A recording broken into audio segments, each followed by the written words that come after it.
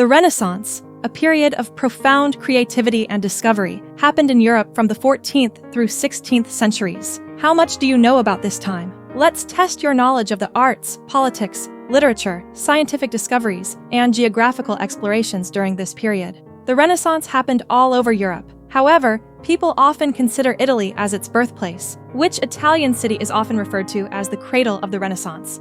Venice, Rome, Florence. It is Florence, where the Medici family nourished and nurtured artists like Botticelli and Michelangelo. Why did Italy become a center for the Renaissance? The wealth from trade and banking, a lack of conflict, agricultural advancements. It was due to wealth. Cities like Florence and Venice became wealthy through trade and industry, enabling them to support artists and scholars. Why do we remember the Renaissance as a pivotal period in history? The Renaissance gave birth to modern art, science, and individualism, shaping our understanding of the world. Despite cultural flourishing, what percentage of Europeans remained largely unaffected by the Renaissance? 50%, 75%, 95%. About 95% of Europeans were disconnected from Renaissance ideas, laboring in farms and towns, while a privileged few indulged in art and learning. Let us look into Renaissance art. What differentiates Renaissance art from the artistic styles of the previous periods? A focus on abstract forms and religious symbolism, the use of vibrant non-natural colors and flattened perspectives, an emphasis on accurate human anatomy, perspective, and emotional expression. Renaissance art is characterized by its focus on realistic proportions, detailed anatomical accuracy, and the innovative use of perspective to create depth, setting it apart from the flatter, more symbolic representations of previous periods. Who were the primary patrons commissioning art during the Renaissance? The middle-class artisans, the church and wealthy families, foreign rulers and explorers. The church and powerful families were the primary patrons of Renaissance art. What were the common subjects of those artworks? Abstract, modernist compositions, religious scenes, mythological figures, and portraits, geometric patterns and surrealist imagery. Renaissance artists frequently depicted religious themes, portraits of wealthy patrons, and figures from classical mythology. What medium and techniques did Renaissance artists typically use in their works? Charcoal on stone, tempera and oil paints with techniques like fresco and chiaroscuro, watercolor and pastel sketches. Tempera is a painting medium where pigments are mixed with a water-soluble binder, usually egg yolk. Tempera was widely used during the Middle Ages and the early Renaissance. One renowned example is The Birth of Venus by Sandro Botticelli. Tempera was eventually replaced by oil paint. What does fresco mean? A painting done on fresh, wet plaster. A painting technique using watercolor on dry paper. A sculpture made from marble. Fresco is a technique in which pigments are applied to freshly laid wet plaster. The colors become part of the wall as the plaster dries, making the artwork long-lasting. What does chiaroscuro mean? The use of light and shadow to create depth in a painting. A method of sketching using only black ink. The use of vivid colors to contrast different objects. Chiaroscuro was the technique that used strong contrasts between light and dark to give the illusion of volume and three-dimensionality in art, especially in paintings. Some of the Renaissance master artists not only painted but also sculpted, designed buildings, and studied the human form with scientific precision. Unscramble the following letters to name a famous Renaissance artist. Leonardo da Vinci.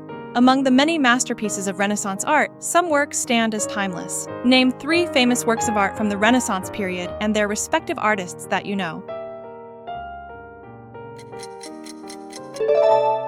I hope you managed to answer this question. Here are notable masterpieces from the Renaissance period. The Creation of Adam, 1508 to 1512, by Michelangelo. The Birth of Venus, 1485, by Sandro Botticelli, The School of Athens, 1509 to 1511, by Raphael, the Arnolfini Portrait, 1434, by Jan van Eyck, The Sistine Madonna, 1512, by Raphael, The Adoration of the Magi, 1481, by Leonardo da Vinci, The Tempest, 1505, by Giorgione, Primavera, 1480, by Sandro Botticelli, The Madonna of the Pinks, 1506 to 1507, by Raphael, Self-Portrait, 1498, by Albrecht Dürer. The Renaissance happened during a chaotic time.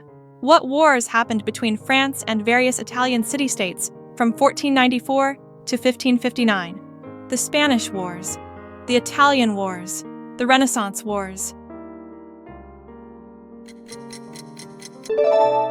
The Italian Wars were a series of conflicts that involved most of the major states of Western Europe, including France, Spain, and the Holy Roman Empire. It was the most significant and defining conflict in Europe during the late medieval to early modern period. During the Renaissance, the Catholic Church, which had been a dominant force in the lives of Europeans, was increasingly seen as corrupt and in need of reform. Criticisms of the Church's practices, such as the sale of indulgences, excessive wealth, and perceived moral decay, were growing louder. These tensions boiled over as reformers questioned its doctrines and practices, leading to a religious schism. What event is often seen as the beginning of the Protestant Reformation? The crowning of Charlemagne as Holy Roman Emperor, the signing of the Magna Carta, Martin Luther's posting of the 95 Theses.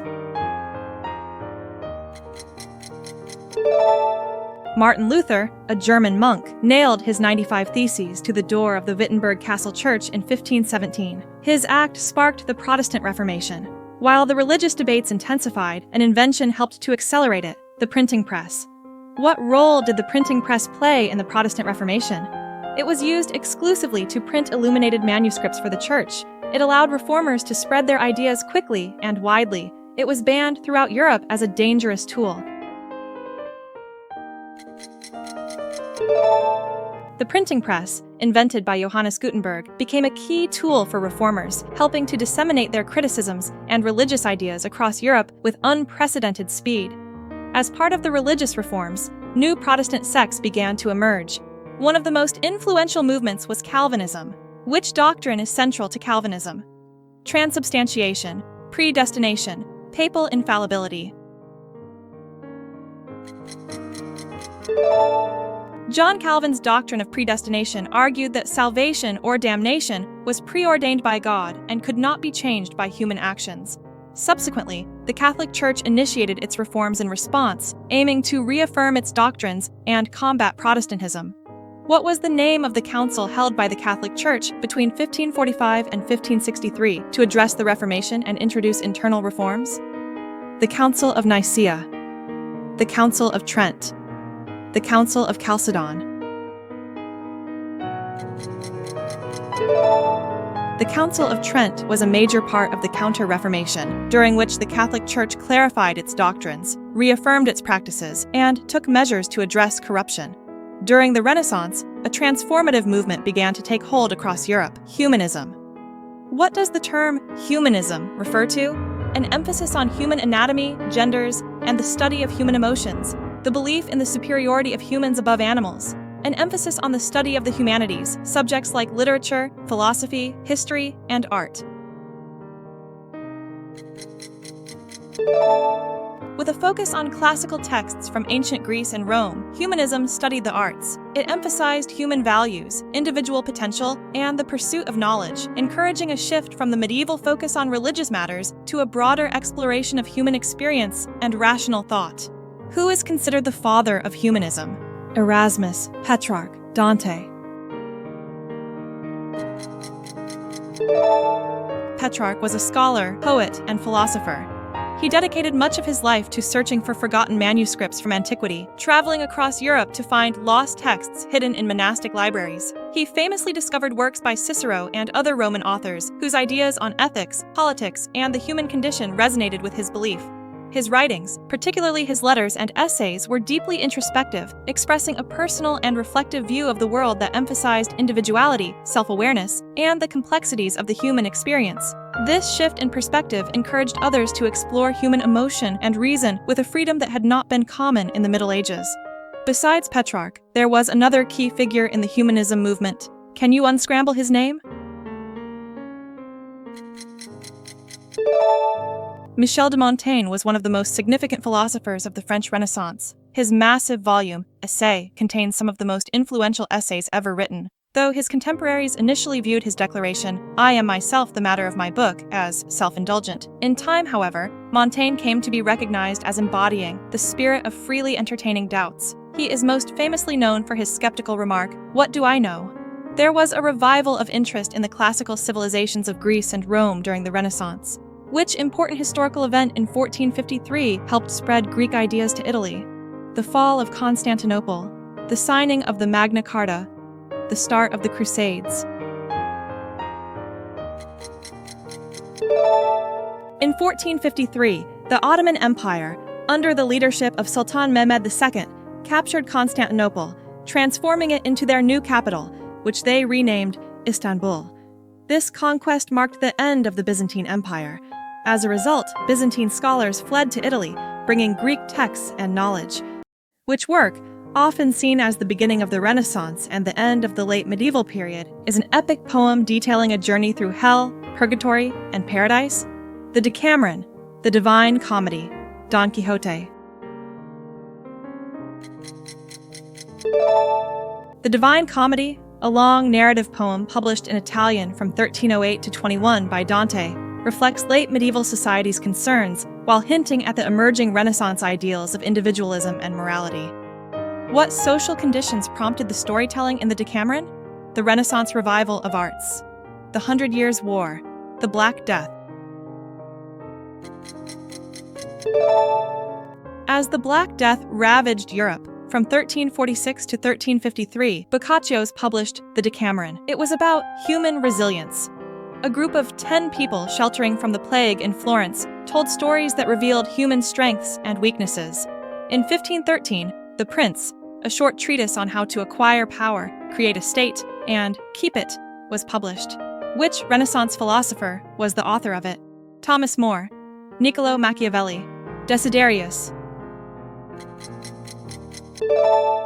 Niccolò Machiavelli wrote The Prince as a guide for political action based on the lessons of history and his experience as a foreign secretary in Florence.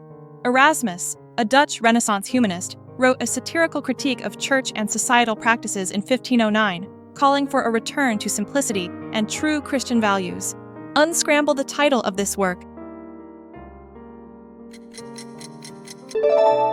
The Praise of Folly.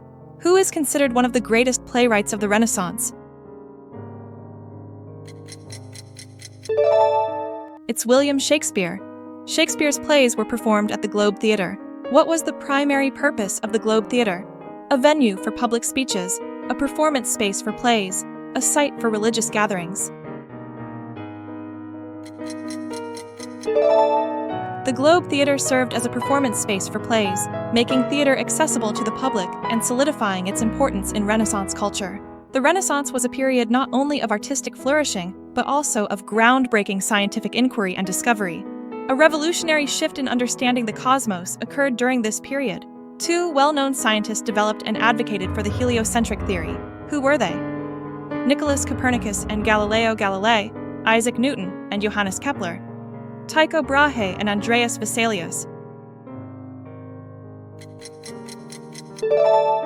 Nicolaus Copernicus, a Polish mathematician and astronomer, published his work On the Revolutions of the Celestial Spheres in 1543. In 1632, Galileo Galilei published his work, Dialogue Concerning the Two Chief World Systems, which led to a trial by the Inquisition and house arrest until his death. Astronomy flourished during the Renaissance. Who formulated the 3 laws of planetary motion, describing the orbits of planets around the Sun? Galileo Galilei, Johannes Kepler, Tycho Brahe. Johannes Kepler published Kepler's laws between 1609 and 1619, demonstrating that planets follow elliptical orbits and that their speed varies according to their distance from the Sun. His work was foundational for Isaac Newton's later development of the laws of motion and universal gravitation. Improvements in technology also played a significant role in the advancement of Renaissance science. Who revolutionized astronomical observation by improving the telescope in 1609? Isaac Newton, Anton van Leeuwenhoek, Galileo Galilei. In 1610, Galileo published The Starry Messenger, detailing his discoveries with the telescope. He was able to observe the moons of Jupiter and the phases of Venus. Renaissance scientists began to challenge the limitations of the known universe, suggesting radical ideas about space and existence. Who proposed that the universe is infinite and contains many worlds, challenging the geocentric view? Tycho Brahe, Giordano Bruno, Johannes Kepler. Giordano Bruno proposed the idea of an infinite universe with multiple worlds, a concept that went beyond even Copernican heliocentrism and led to his execution for heresy. The study of light and lenses was crucial for both astronomy and the development of scientific instruments, which law, discovered by Willibrord Snellius, is essential for lens design and optics. Boyle's law, law of refraction, law of gravitation. The law of refraction describes how light bends through different media, forming the basis for modern optics. The Renaissance introduced a more empirical approach to science. Which of the following is a legacy of the Renaissance that still influences us today? Absolute monarchy, monasticism, the scientific method. The scientific method, first formalized by Francis Bacon, became a cornerstone of modern science, emphasizing observation, experimentation, and evidence over dogma. The study of human anatomy had more accurate depictions and an emphasis on empirical research during this period. What work did Andreas Vesalius publish in 1543? On the Origin of Species, The Structure of Scientific Revolutions, De Humani Corporis Fabrica Vesalius. A Flemish physician, published De Humani Corporis Fabrica. He based his work on direct dissections of human bodies, overturning centuries of medical knowledge based on animal dissections and speculative anatomy. Which physician emphasized the importance of chemistry in treating diseases, moving away from traditional Galenic medicine? Edward Jenner, Robert Boyle, Paracelsus. Paracelsus, a Swiss physician, advocated chemicals and minerals in medical treatments. The understanding of human biology expanded during the Renaissance. What significant discovery did William Harvey make regarding blood circulation? Blood is produced in the heart. Blood is absorbed by the lungs. Blood circulates in a closed system. Blood circulates in a closed system. William Harvey's observations and dissections demonstrated that the heart acts as a pump, circulating blood throughout the body. The Renaissance was also a golden age for exploration and navigation, which advancement in cartography significantly improved navigation during the Renaissance. Star charts, use of compass, accurate maps and latitude, longitude. Accurate maps and latitude, longitude systems, developed during the Renaissance, greatly improved navigation. By the late 15th century, European powers sought new maritime routes to access the spices, silk, and treasures of Asia. The traditional overland Silk Road, controlled by Ottoman and Arab merchants, prompted Europeans to seek alternative oceanic passages. Which Portuguese explorer completed the first direct sea voyage from Europe to India in 1498? Christopher Columbus. Vasco da Gama, Ferdinand Magellan. In 1498, Vasco da Gama reached India by sailing around Africa's Cape of Good Hope. The discovery of new routes and territories fueled the ambitions of explorers to sail farther and map the uncharted corners of the world. Which explorer is credited with circumnavigating the globe, though he died before completing the journey? Ferdinand Magellan. Hernán Cortés. Amerigo Vespucci. Ferdinand Magellan led the first expedition to circumnavigate the globe, beginning in 1519. Though Magellan was killed in the Philippines, his expedition, under the leadership of Juan Sebastián Elcano, completed the journey in 1522, confirming the Earth's roundness. The voyages of Christopher Columbus, under the sponsorship of Spain, opened the door to European exploration of the Americas. What year did Christopher Columbus make his first voyage across the Atlantic Ocean? 1453, 1492, 1519. In 1492, Christopher Columbus started on his first voyage across the Atlantic. Although his goal was to find a westward route to Asia, he instead landed in the Caribbean. As explorations continued, it became evident that the lands Columbus encountered were not Asia, but an entirely different landmass. Which explorers' voyages led to the realization that the lands discovered by Columbus were part of a new world. Vasco Núñez de Balboa, Amerigo Vespucci, Giovanni da Verrazzano. Amerigo Vespucci's voyages between 1499 and 1502 were crucial in determining that the Americas were not part of Asia. His writings and observations led cartographers to name the newly recognized continent after him, America. As European explorers reached the New World, they encountered powerful civilizations with rich cultures and complex societies. Which of these explorers conquered the Aztec Empire in the early 16th century? Hernán Cortés, Francisco Pizarro, Juan Ponce de León.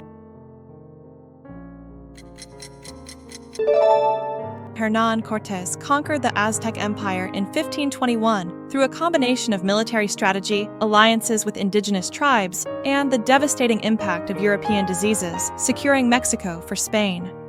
While Spanish explorers focused on Central and South America, England turned its attention to the north, seeking a passage that could lead to Asia. John Cabot explored the coast of which present-day country in his 1497 voyage? In 1497, John Cabot, sailing under the English flag, reached the coast of Canada.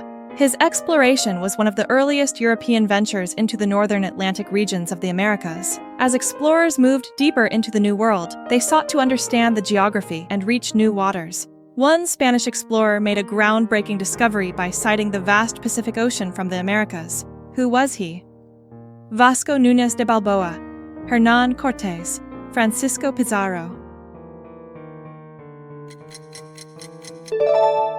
In 1513, Vasco Núñez de Balboa crossed the Isthmus of Panama and became the first European to lay eyes on the Pacific Ocean. His discovery revealed the existence of another great ocean and paved the way for Spanish expeditions across the Pacific.